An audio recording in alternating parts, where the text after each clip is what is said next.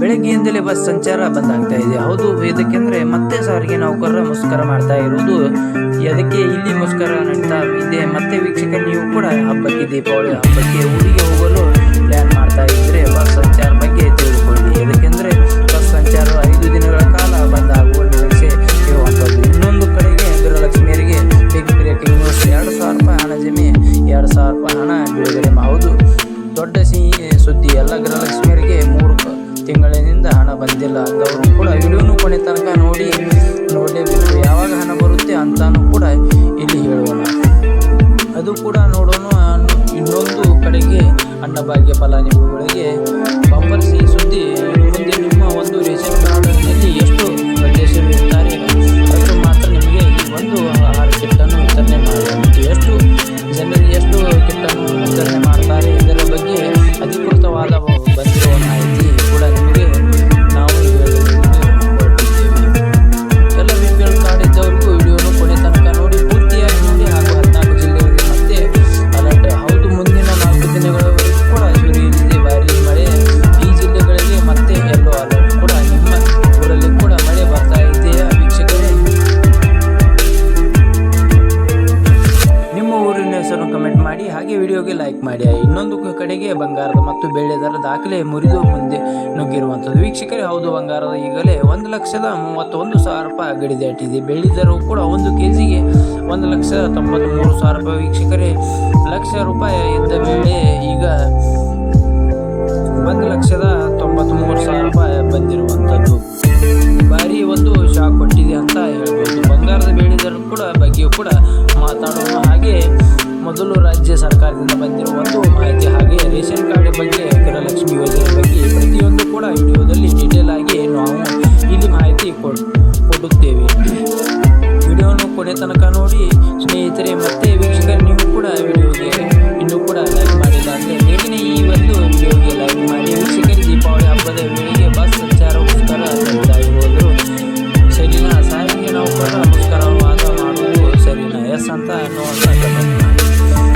ನೀವು ಕಮೆಂಟಲ್ಲಿ ನಮಗೆ ಅನಿಸಿಕೆಯನ್ನು ಪ್ರತಿಯೊಬ್ಬರು ಕೂಡ ಕಮೆಂಟ್ ಮಾಡಿ. ಹಾಗೆ ನಮ್ಮ ಚಾನಲ್ ಕೂಡ ನೀವೇನಾದರೂ ಸಬ್ಸ್ಕ್ರೈಬ್ ಆಗಿಲ್ಲ ಅಂದರೆ ಸಬ್ಸ್ಕ್ರೈಬ್ ಕೂಡ ಆಗಿ, ಪಕ್ಕದಲ್ಲಿರುವಂಥ ಬೆಲ್ ಐಕಾನ್ ಕೂಡ ಕ್ಲಿಕ್ ಮಾಡಿ. ವೀಕ್ಷಕರ, ಮೊದಲಿಗೆ ಬಂದಿರುವ ಬಿಗ್ ಬ್ರೇಕಿಂಗ್ ನ್ಯೂಸ್ ಅಂತಾನೆ ಹೇಳಬಹುದು.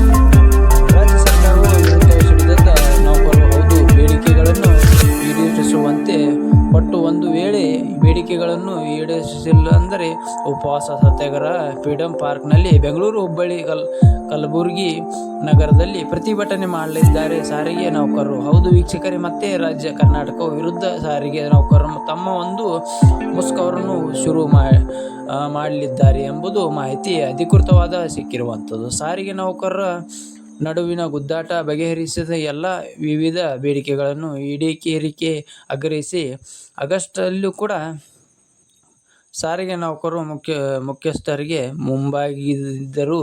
ಆದರೆ ಹೈಕೋರ್ಟ್ ಆದೇಶವು ಹಿನ್ನೆಲೆ ಈ ಒಂದು ಮುಷ್ಕರವನ್ನು ಕೈಬಿಟ್ಟಿದ್ದರು. ಆದರೆ ರಾಜ್ಯ ಸರ್ಕಾರವು ಸಾರಿಗೆ ನೌಕರರ ಒಂದು ಬೇಡಿಕೆಗಳನ್ನು ಈಡೇರಿಸಲಿಲ್ಲ. ಮಾತುಕತೆಗಳು ಕೂಡ ಕರೆದಿಲ್ಲ. ಮತ್ತೆ ಈಗ ಮುಷ್ಕರವನ್ನು ನಡೆಸುವುದಾಗಿ ಹೇಳಲಾಗಿದೆ. ಇದರ ಬಗ್ಗೆ ನಿಮ್ಮ ಅನಿಸಿಕೆ ಕಮೆಂಟ್ ಮಾಡಿ. ಯಾವಾಗಲಿಂದ ಮುಷ್ಕರ ನಡೀತಾ ಇದೆ? ಅಕ್ಟೋಬರ್ 15ರಿಂದ ಅಕ್ಟೋಬರ್ 19ನೇ ತಾರೀಕಿನವರೆಗೂ. ಅಂದರೆ ಅಕ್ಟೋಬರ್ 15, ಅಕ್ಟೋಬರ್ 16, ಅಕ್ಟೋಬರ್ 17, ಅಕ್ಟೋಬರ್ 18, 19 ಒಟ್ಟು 5 ದಿನಗಳ ಕಾಲ ಬೆಂಗಳೂರು, ಹುಬ್ಬಳ್ಳಿ ಹಾಗೂ ಕಲಬುರಗಿ ಈ 3 ನಗರಗಳಲ್ಲಿ ಮಾತ್ರ. ಕರ್ನಾಟಕದಲ್ಲಿ ಮೊದಲ ಹಂತದಲ್ಲಿ 3 ನಗರಗಳಲ್ಲಿ 5 ದಿನಗಳ ಕಾಲ ಸಾರಿಗೆ ನೌಕರ ಮುಷ್ಕರವನ್ನು ಅಂದರೆ ಉಪವಾಸ ಸತ್ಯಾಗ್ರಹವನ್ನು ಮಾಡಲಿದ್ದಾರೆ. ಮತ್ತೆ ಇಲ್ಲಿ ಸಾರಿಗೆ ನೌಕರರು ಬೆಂಗಳೂರು ಫ್ರೀಡಂ ಪಾರ್ಕ್ನಲ್ಲಿ ಪ್ರತಿಭಟನೆ ಕೂಡ ಮಾಡಲಿದ್ದಾರೆ ಅಂತ ಹೇಳಲಾಗ್ತಾ ಇದೆ ವೀಕ್ಷಕರೇ. ಇದರ ಬೆನ್ನಲ್ಲೇ ಸಾರಿಗೆ ನೌಕರರಿಗೆ KSRTC ಶಾಕ್. ಸಾರಿಗೆ ನೌಕರ ರಜೆ ಕ್ಯಾನ್ಸಲ್, ಡ್ಯೂಟಿಗೆ ಹಾಜರಾಗುವಂತೆ ಹೇಳಿಕೆ. ಹೌದು, 5 ದಿನಗಳವರೆಗೂ ಸಾರಿಗೆ ನೌಕರ ಉಪವಾಸ ಸತ್ಯಾಗ್ರಹ ಹಿನ್ನೆಲೆ ಸಾರಿಗೆ ನೌಕರಿಗೆ ರಜೆ ರದ್ದು ಮಾಡಲಾಗಿದೆ. ಅಕ್ಟೋಬರ್ 14ರಿಂದ 5 ದಿನಗಳ ಕಾಲ ಯಾವುದೇ ರೀತಿ ಸಾರಿಗೆ ನೌಕರರು ರಜೆ ತೆಗೆದುಕೊಳ್ಳುವಂತಿಲ್ಲ ಅಂತ KSRTC ಹೇಳಿಕೆ ಆದ ಮೇಲೆ ಮುಂದೆ ಬರುವ ದಿನಗಳಲ್ಲಿ ಕಾದು ನೋಡಬೇಕು ಏನಾಗುತ್ತೆ ಅಂತ. ಬನ್ನಿ ವೀಕ್ಷಕರೇ, ಈಗ ಇನ್ನೊಂದು ದೊಡ್ಡ ಬ್ರೇಕಿಂಗ್ ನ್ಯೂಸ್ ಕೂಡ ಬರ್ತಾ ಇರುತ್ತದೆ. ಇದೇ ಗೃಹಲಕ್ಷ್ಮಿ ಯೋಜನೆ 2,000 ರೂಪಾಯಿ ಹಣ ಜಮೆಯಾಗಲು ಹೌದು. ಜುಲೈ ತಿಂಗಳು ಕೂಡ ಹಣ ಪ್ರತಿಯೊಬ್ಬರಿಗೂ ಖಾತೆಗೂ ಕೂಡ ಜಮೆ ಆಗಿದೆ. ವೀಕ್ಷಕರೇ, ನಿಮ್ಮ ಅಕೌಂಟಿಗೂ ಕೂಡ ಜುಲೈ ತಿಂಗಳ ಕಂತು ಹಣ ಬಂದಿದ್ರೆ ಒಮ್ಮೆ ಬಾರಿ ನೀವು ವಿಡಿಯೋನು ಮುಗಿದ ಬಳಿಕ ಚೆಕ್ ಮಾಡಿಕೊಳ್ಳಿ. ನಮ್ಮ ಒಂದು ವಿಡಿಯೋನು ಕೆಳಗಡೆ ಕಮೆಂಟ್ನಲ್ಲಿ ತಿಳಿಸಿ. ಯಾಕೆಂದರೆ ಈಗ ಮತ್ತೊಂದು ಅಪ್ಡೇಟ್ ಬಂದಿದೆ.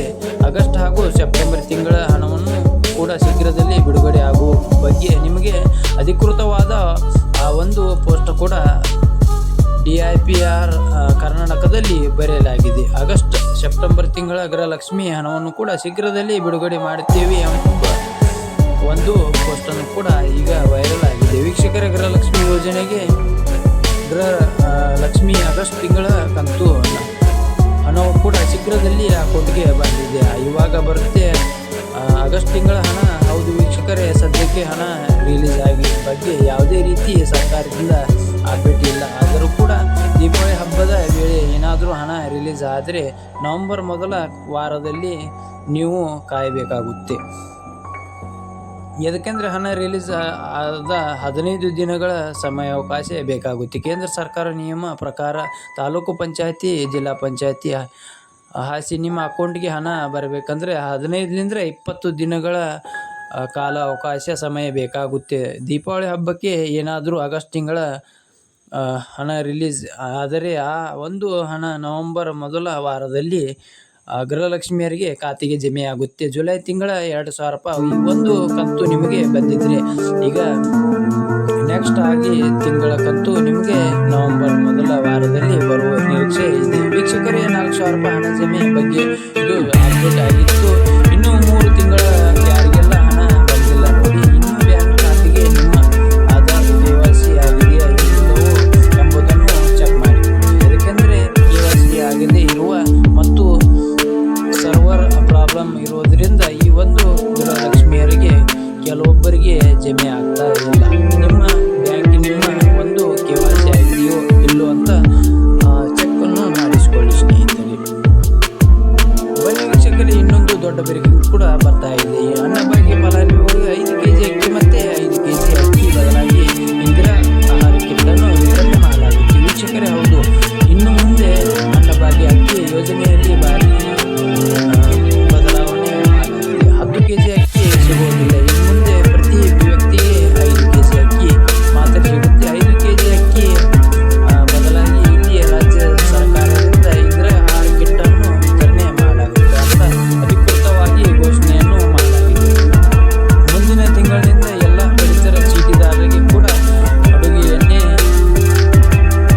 ಉಪ್ಪು, ಸಕ್ಕರೆ, ತೊಗರಿಬೇಳೆ, ಹೆಸರು ಕಾಳು ಇತರೆ ಪದಾರ್ಥಗಳನ್ನು ಒಳಗೊಂಡಿದೆ. ಪೌಷ್ಟಿಕ ಆಹಾರ ಕಿಟ್ಟನ್ನು ಇಂದಿರಾ ಆಹಾರ ಕಿಟ್ಟನ್ನು BPL ಪಡಿತರ ಚೀಟಿ ಹಾಗೂ ಅಂತ್ಯೋದಯ ಪಡಿತರ ಚೀಟಿದಾರರಿಗೆ ವಿತರಣೆ ಮಾಡಲಾಗುತ್ತೆ. ಈಗಾಗಲೇ DK ಶಿವಕುಮಾರ್ ಅವರು ಕೂಡ ಇದರ ಬಗ್ಗೆ ಟ್ವೀಟ್ ಮಾಡಿದ್ದಾರೆ, ನೋಡಬಹುದು. ಮತ್ತೆ ಇಲ್ಲಿ ಇದನ್ನು 3 ಭಾಗಗಳಲ್ಲಿ ವಿಂಗಡಿಸಲಾಗಿದೆ. ಹೌದು ವೀಕ್ಷಕರೇ, ಈಗ ನಿಮ್ಮ ಒಂದು ಕುಟುಂಬದಲ್ಲಿ ಒಬ್ಬರು ಅಥವಾ ಇಬ್ಬರು ಇದ್ದರೆ ಅಂಥವರು ಕುಟುಂಬಕ್ಕೆ 5 kg ಅಕ್ಕಿ ಪ್ರತಿಯೊಬ್ಬರಿಗೂ ಸಿಗುತ್ತೆ. ಇನ್ನು 5 kg ಅಕ್ಕಿ ಬದಲಾಗಿ ತಲಾ ಅರ್ಧ kg ಅಂತೆ 2.5 kg ಕಿಟ್ಟನ್ನು ವಿತರಣೆ ಮಾಡಲಾಗುತ್ತೆ. 3 ಅಥವಾ 4 ಜನರು ನಿಮ್ಮ ಒಂದು ಕುಟುಂಬದ ಇದ್ದರೆ, ನಿಮ್ಮ ಕಾರ್ಡಿನಲ್ಲಿ ಹೆಸರಿದ್ದರೆ ಅಂಥ ಕುಟುಂಬಕ್ಕೆ ತಲಾ 1 kg ಅಂತೆ 5 kg ಇಂದಿರಾ ಕಿಟ್ಟನ್ನು ವಿತರಣೆ ಮಾಡಲಾಗುತ್ತೆ. ಈ 5 kg 1 kg ಅಡುಗೆ ಎಣ್ಣೆ, 1 kg ಉಪ್ಪು, 1 kg ಸಕ್ಕರೆ, 1 kg ತೊಗರಿಬೇಳೆ, 1 kg ಹೆಸರು ಕಾಳು. ಅದೇ ಥರ ನಿಮ್ಮ ಕುಟುಂಬದಲ್ಲಿ 5 ಅಥವಾ 5ಕ್ಕಿಂತ ಹೆಚ್ಚು ಜನರು ಇದ್ದರೆ ಪ್ರತಿಯೊಬ್ಬರಿಗೂ ಕೂಡ 5 kg ಅಕ್ಕಿ ಅಂತವರು ಸಿಗುತ್ತೆ.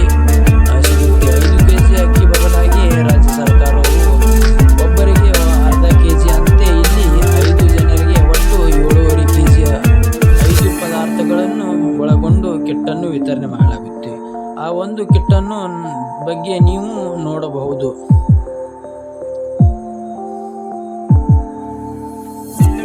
ಒಬ್ಬರಿಗೆ ಅರ್ಧ kg, ಹಾಗೆ ಹೆಸರು ಕಾಳು ಅರ್ಧ kg, ತೊಗರಿಬೇಳೆ ಅರ್ಧ kg, ಸಕ್ಕರೆ ಅರ್ಧ kg, ಟೋಟಲ್ ಆಗಿ 7.5 kg ಇಲ್ಲ 5 ಕಿಟ್ಟನ್ನು ಇಲ್ಲಿ 5ಕ್ಕಿಂತ ಹೆಚ್ಚು ಜನರಿರುವ ಕುಟುಂಬಕ್ಕೆ ಇಲ್ಲಿ ಇಂದಿರಾ ಕಿಟ್ಟನ್ನು ವಿತರಣೆ ಮಾಡಲಾಗುತ್ತೆ ವೀಕ್ಷಕರೇ. ಅಂದರೆ ಇದರ ಅರ್ಥ ಇಬ್ಬರು ಜನರಿಗೆ ಅರ್ಧ ಕೆಜಿ ಹಾಗೆ 2 ಕೆಜಿ ಕಿಟ್ಟನ್ನು ವಿತರಣೆ ಮಾಡಲಾಗುತ್ತೆ ವೀಕ್ಷಕರೇ. ಬನ್ನಿ ಈಗ ಇನ್ನೊಂದು ದೊಡ್ಡ ಬ್ರೇಕಿಂಗ್ ನ್ಯೂಸ್ ಬರ್ತಾ ಇದೆ. ಮತ್ತೆ ನಮ್ಮ ಕರ್ನಾಟಕದಲ್ಲಿ ಮಳೆ ಶುರು ಆಗಲಿದೆ. ಹೌದು ವೀಕ್ಷಕರೇ, ದಕ್ಷಿಣ ಕರ್ನಾಟಕ ಸೇರಿದಂತೆ ದಕ್ಷಿಣ ಭಾರತ ರಾಜ್ಯಗಳಲ್ಲಿ 4 ದಿನ ಭಾರಿ ಮಳೆ ಆಗಲಿದೆ ಅಂತ ಹವಾಮಾನ ಇಲಾಖೆಯಲ್ಲಿ